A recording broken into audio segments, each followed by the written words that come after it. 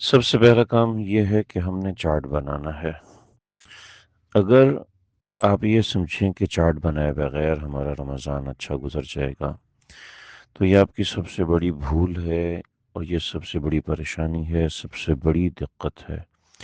اگر آپ رمضان اچھا گزارنا چاہتے ہیں تو آپ کو چارٹ بنانا ہی پڑے گا۔ میں نے ایک چارٹ بنایا ہوا ہے، سیمپل کے طور پر میں آپ کو یہاں پر بھیج رہا ہوں ابھی آڈیو کے بعد۔ ضروری نہیں ہے کہ آپ یہی چارٹ بنائیں، اور آپ یہ چارٹ بھی بنا سکتے ہیں۔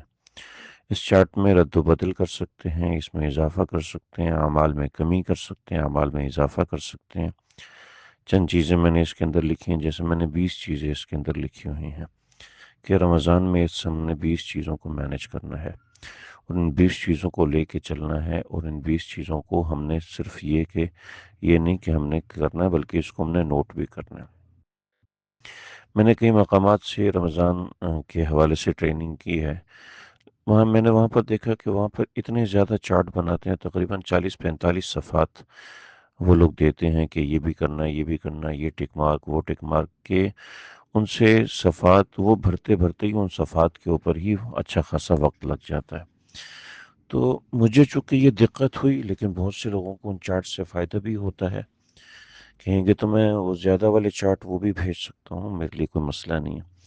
لیکن میں نے ایک مختصر سا چارٹ بنایا ہے، اور آپ سے بھی درخواست ہے کہ مختصر سا چارٹ بنائیں۔ جو لوگ پیپر ورک اتنا زیادہ کرتے ہیں وہ پھر پیپر ورک میں ہی رہ جاتے ہیں، کام نہیں کر پاتے۔ لیکن رمضان سے پہلے یہ چارٹ اپنے پاس نکال لیں، اس چارٹ کو پرنٹ آؤٹ کر لیں، اس چارٹ کو گھر میں تقسیم کر لیں، بچوں کو بنا کے دیں، بڑے بنائیں، اور بڑوں کا چارٹ الگ ہو۔ اور ہاں، ایسا کر لیں کہ چارٹ 2 جگہوں پہ لگا دیں کہ بھئی یہ میرا چارٹ ہے۔ اس چارٹ کے اندر اس چارٹ کے 4 پیجز ہوں گے۔ پہلے پیج کے اندر پہلا اشرہ، دوسرے پیج پہ دوسرا اشرہ، تیسرے پیج پہ تیسرا اشرہ، اور چوتھے پیج پہ تمام اعمال کا خلاصہ یعنی رزلٹ کارڈ ہوگا۔ تو ایک اپنا نامہ اعمال بن جائے گا کہ اس مہینے کا میرا نامہ اعمال یہ ہے۔ تو زندگی بھر کا نامہ اعمال وہ کیسا ہوگا، وہ ہمیں سمجھ میں آ جائے گا۔ یعنی رمضان میں ہمارا نامہ اعمال بنے کہ ہم نے اس میں جھوٹ کتنا بولا، ہم نے اس میں غیبت کتنی کی، ہم نے اس میں موبائل کا غلط استعمال کتنا کیا، موبائل کا صحیح استعمال کتنا کیا، ہم نے نماز اس میں کتنی پڑھی، ہم نے تلاوت اس میں کتنی کی، ہم نے ذکر اس میں کتنا کیا۔ تو یہ چارٹ بنائیں گے، اور میرے پاس ماشاءاللہ کئی مدرسے ہیں جو اپنے طلباء سے، طالبات سے یہ چارٹ بنواتے ہیں۔ کوئی سختی نہیں ہوتی، طلباء اپنی مرضی سے، اپنی رضامندی سے وہ چارٹ بناتے ہیں۔ ایسے ہی کئی گھروں میں مقابلے ہوتے ہیں، لوگوں نے اپنے گھر میں جگہ بنائی ہوتی ہے، اور وہ جگہ میں کئی ایک گھروں کی ویڈیوز بھیجتا ہوں، تصویریں بھیجتا ہوں کہ لوگوں نے جگہ بنائی ہے، وہاں پہ وہ بیٹھ کے سارے مل کے تلاوت کرتے ہیں، ذکر کرتے ہیں، معمولات اور اعمال کرتے ہیں، تلاوت کرتے ہیں، تعلیم کرتے ہیں۔ تو ایسے چارٹ میں اس کا اندراج ہو، چارٹ جو ہے وہ وہاں پر دیوار پہ لگا دیے جائیں، کسی جگہ پہ لگا دیے جائیں، تاکہ آپ کو ریمائنڈ رہے کہ میں نے یہ اعمال کرنے ہیں۔ چارٹ بنانے کا یہ فائدہ ہوتا ہے کہ آپ کو یاد دہانی رہتی ہے۔ چارٹ بنانے کا یہ فائدہ ہوتا ہے کہ آپ کا کوئی عمل چھوٹتا نہیں ہے۔ چارٹ بنانے کا یہ فائدہ ہوتا ہے کہ آپ کو استحضار رہتا ہے۔ چارٹ بنانے کا فائدہ ہوتا ہے کہ انسان کا آپس میں مقابلہ ہوتا ہے۔ تو آپ حضرات نے چارٹ بنانا ہے۔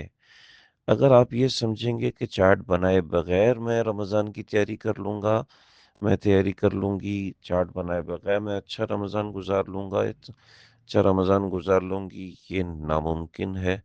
آپ کو کاغذ پہ لانا پڑے گا، تبھی آپ کا رمضان مرتب ہوگا، اور رمضان مرتب ہوگا تو یہ چیزیں ہوں گی۔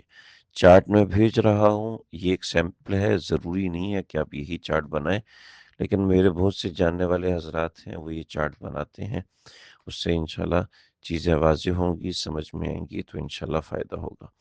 تو سب سے پہلا کام یہ ہے، منظم کرنے میں، مینجمنٹ کرنے کے اندر آپ چارٹ بنائیں گے، اور چارٹ لمبا چوڑا نہیں ہے، مختصر سا چارٹ ہے، اور 10 دن میں پہلا پیج، 10 دن میں دوسرا پیج، 10 دن میں تیسرا پیج، اور اینڈ رزلٹ آپ کو سمجھ میں آ جائے گا کہ آپ کا رمضان کیسا گزرا ہے۔ وہ آپ کو چارٹ آپ کا بتائے گا کہ آپ کا رمضان کیسا گزرا ہے۔ تو یہ چارٹ بنائیں گے، انشاءاللہ اس سے فائدہ ہوگا۔